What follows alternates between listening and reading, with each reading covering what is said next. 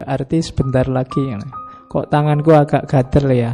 Sebentar lagi dapat uang ini mesti. Loh, itu mitos. Jadi iya, kan banyak kita tiap hari begitu. Hati-hati ya kalau nabrak kucing. Kadang-kadang kan kita sering ketakutan begini terus menyetir hidup kita. Kalau di Yunani dulu ya dewa-dewanya yang keluar. Kalau tiba-tiba hujan ada petir, wah ini dewa Thor sedang marah. Nah, itu mitos. Bukan berarti salah, cuma gaya hidup mitos ini gaya hidup yang tidak bertanggung jawab. Kamu hanya ikut-ikutan saja, tidak tahu pastinya, wong tidak ada buktinya. Kalau dalam agama kan makanya kita diwanti-wanti jangan taklid buta. Taklid buta itu tidak ngerti apa-apa, pokoknya ikut saja. Itu sebenarnya gaya mitos. Nah, filsafat mengajak kita geser dari mitos ke logos. Yuk akal budinya dipakai. Bukan berarti kalau pakai akal terus pasti benar, enggak juga. Cuma dengan menggunakan akal budi kita lebih bertanggung jawab. Para filsuf awal itu ya pikirannya ya enggak karu-karuan kalau dipakai kacamata sekarang. Ada yang bilang asal-usul alam ini dari air, ada yang bilang asal-usul alam ini dari api. Itu kan kalau pakai kacamata hari ini kan agak lucu. Tapi lebih bertanggung jawab, kenapa mereka menggunakan akal budinya. Jadi perangkat intelijensinya, kalau Allah kan menegaskan dalam Al-Quran itu kan, manusia turun ke muka bumi dibekali dua hal, Alkitab wal hikmah. Kitab itu Al-Quran, kalau hikmah itu apa? Kemampuan akal budi kita menangkap kebenaran dan kebijaksanaan. Maka yu'til hikmata mayyasha wa mayyu'tal hikmata faqad utiya khairon katsira. Barang siapa oleh Allah diberi hikmah, maka dia diberi kebaikan yang banyak, luar biasa. Jadi yang pertama ini sebenarnya.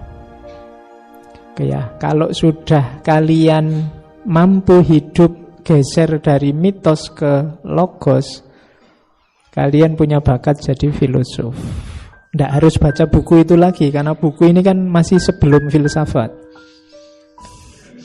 Ya, kalau masih belum kalian boleh baca-baca. Kalau sudah filosof tidak usah, kalian bisa langsung masuk, sudah filosof. Jadi itu mitos dan logos. Diingat-ingat ciri pertama ini.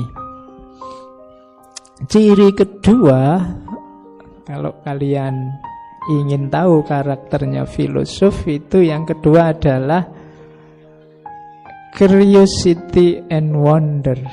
Ingin tahu dan takjub. Makanya Al-Quran itu banyak nyindir kita yang tidak punya rasa ingin tahu dan tidak mau mikir. Ada banyak redaksi ayat yang bilang afala ta'qilun, afala tatafakkarun, fa'tabiru ya ulil albab, fa'tabiru ya ulil absor. Itu sebenarnya nyindir kita. Loh, kalian ini apa tidak mikir? Kalian ini apa tidak menggunakan intelijensimu? Filosof itu harus ingin tahu, jangan mudah percaya. Jadi maka filosof itu kalau konteksnya hari ini berarti ya mungkin kalau medsosan ya paling sehari satu postingan aja, terus dipikir, dipertanyakan, dibahas. Itu cirinya filosof. Jadi segalanya dipertanyakan, tidak boleh asal-asalan. Memang menggelisahkan. Apa-apa itu kalau kita nganggap normal, biasa, seharusnya begitu, terus kita pertanyakan, itu kan biasanya memang menggelisahkan. Kalau ada orang kayak gitu kan kita biasa menyebutnya cerewet, kepo kalau bahasa hari ini ya. Apa aja ingin tahu. Tapi memang itu sebenarnya fitrah. Kalau dalam diri manusia ada fitrah selalu ingin tahu. Ketika akalnya jalan, akal itu punya karakter curious, ingin tahu. Makanya kalau teman-teman masih punya adik kecil, umur-umur balita lah, 3 tahun, 4 tahun, 5 tahun, saya tidak tahu usia sekian apa masih punya adik 3 tahun. Itu begitu akalnya jalan, itu kan pasti cerewet. Apa saja ditanyakan. Ini apa, itu apa, ini barang apa, kok bisa begitu terus. Itu anak kecil biasanya. Hanya saja kadang-kadang lingkungannya yang membungkam dia, sehingga akhirnya dia tidak kritis lagi. Mungkin ibunya capek, terus alah cerewet, tidak usah tanya-tanya, ini lagi repot ini loh. Terus lama-lama anaknya merasa bahwa berarti banyak tanya itu jelek. Itu yang bikin kalian kalau di kelas-kelas, di forum-forum kan 100 yang hadir paling yang tanya 1-2. Itu pun terpaksa kalau dosennya sudah ngancem, kalau nggak ada yang tanya, saya yang tanya. Terus kamu terus nekat tanya. Kalau bebas-bebasan ada yang tanya, nggak ada. Mesti banyak yang pendiam. Oke, kita kan agak tawaduk kalau di kelas. Makanya kelas itu yang penuh biasanya kursi belakang dulu. Harusnya kalau ilmu kita harus agresif, jangan dibalik. Jadi harus banyak ingin tahu. Tidak ada yang normal-normal saja di sekelilingmu, selalu bisa dipertanyakan. Apa saja. Pak, ini beda buku sebelum filsafat kok slide-nya judulnya malah Philosophy and Millennial Problem. Hubungannya apa? Bisa dipertanyakan. Pak Faiz, di depan kan jadi ustadz, kok tidak pakai kopiah? Nah, bisa dipertanyakan.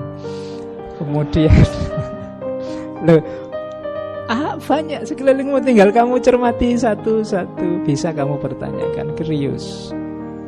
Jadi filsafat itu kan tugasnya tiga-tiganya mempertanyakan. Yang pertama, kalau di buku itu saya sebut clarifying konsep, memperjelas konsep. Yang kedua, constructing argument, bikin argumen. Yang ketiga, criticizing, mengkritisi. Clarifying konsep itu kalau kita mau berpikir, mau berdiskusi, mau membahas sesuatu, pastikan konsepnya jelas. Hari ini banyak orang debat, banyak orang diskusi, tapi konsepnya tidak jelas. Atau konsep itu di saya apa, di kalian apa. Ada kemarin saya debat, saya lihat di TV itu debat tentang khilafah. Yang satu definisinya khilafah itu ya menurut dia struktur pemerintahan seperti tata negara dengan pola tertentu. Sementara yang satu khilafah itu bagi dia ya ini jailun fil ardi khalifah, itu yang semua orang adalah khalifah. Loh, ini dua hal yang berbeda, konsepnya ini sudah beda. Ya mesti baik kalau diskusi terus tabrakan, rame, tidak selesai-selesai. Maka filsafat itu yang pertama clarifying konsep. Ayo diperjelas dulu konsepnya. Jangan sampai kita sudah capek-capek bahas, ternyata konsep kita beda. Bab pertama kalau kalian belajar logika, ilmu mantek itu selalu bab takrif, definisi. Definisi itu kan bikin konsep.